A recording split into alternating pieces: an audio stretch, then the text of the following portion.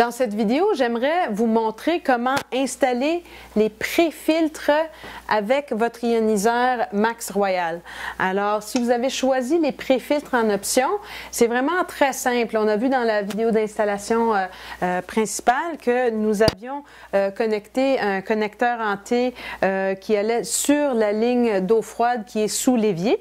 Alors, en fait, vous avez reçu un sachet avec vos pré-filtres. Là-dedans, il y a un autre connecteur en T aussi, mais vous n'avez pas besoin de vous en servir. Les deux seules choses dont vous aurez besoin, c'est du tape Teflon qui vient avec le sachet. Et il y a aussi deux petits embouts de plastique, ces deux tout petits morceaux comme ça, qui vont aider à faire le joint d'étanchéité à l'entrée et à la sortie du pré-filtre. Alors, il faut savoir qu'il y a une direction au pré-filtre. Le boîtier transparent bleu-mauve, c'est l'entrée de l'eau et l'eau va traverser le premier filtre, le deuxième puis le troisième. Et à la sortie, le tuyau va venir alimenter l'ioniseur. Donc finalement, le pré-filtre va s'installer entre la ligne d'eau froide et l'ioniseur. Alors, tantôt, on avait le connecteur en T et on avait tout de suite mis le réducteur de 3/8 à 1/4 après le T.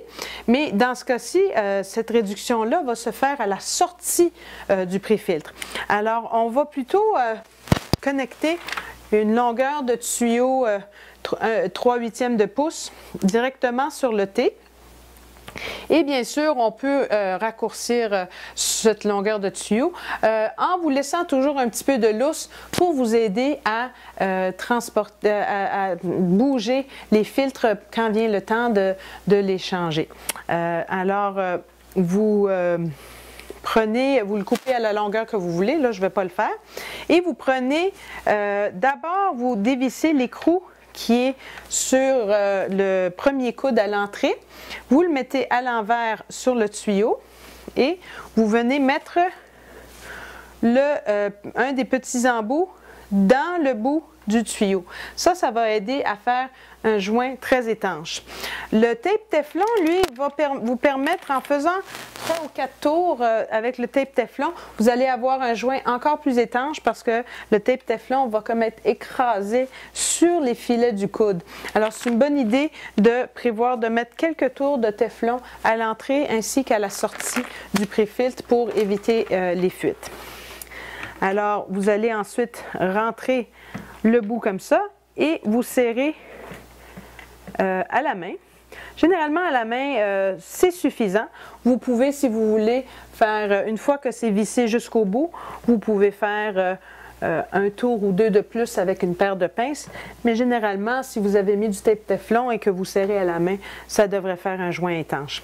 Et vous faites exactement la même chose à la sortie. Donc, ce tuyau-là, il n'y a pas besoin d'être aussi long que ça, fait que vous pouvez le couper en deux, utiliser l'autre partie à la sortie et faire exactement la même chose. Vous dévissez l'écrou, vous le mettez à l'envers sur le tuyau, vous mettez le deuxième petit embout et vous avez maintenant la sortie avec le tuyau 3/8 de pouce à la sortie. Et c'est à ce stade-là que vous allez mettre le réducteur de 3/8 à 1/4 de pouce que vous avez reçu.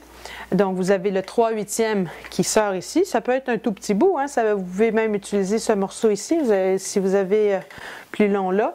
Vous mettez le réducteur 3/8 à 1/4 et ici, vous allez aller vers l'ioniseur, donc avec en cours de route le réducteur de pression qu'on a vu tantôt avant de rentrer à l'arrière de l'appareil pour alimenter l'appareil en eau.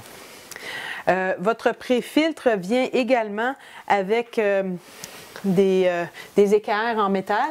Alors, c'est parfaitement correct. Je vais juste l'enlever ici, pas que ça soit dans le chemin.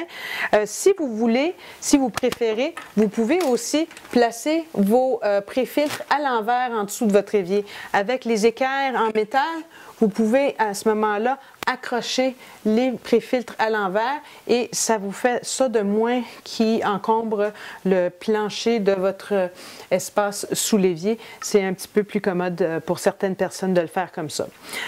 Assurez-vous de rincez vos pré-filtres avant de les raccorder à l'ioniseur.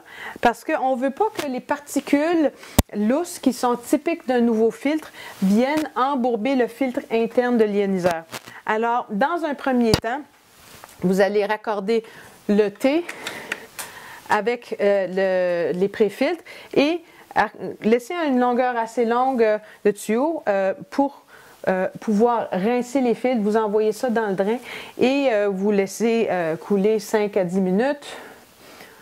Vous laissez reposer 5 à 10 minutes et vous laissez couler de nouveau 5 à 10 minutes. Ça va assurer que les filtres sont bien propres et que toutes les particules lousses se sont enlevées.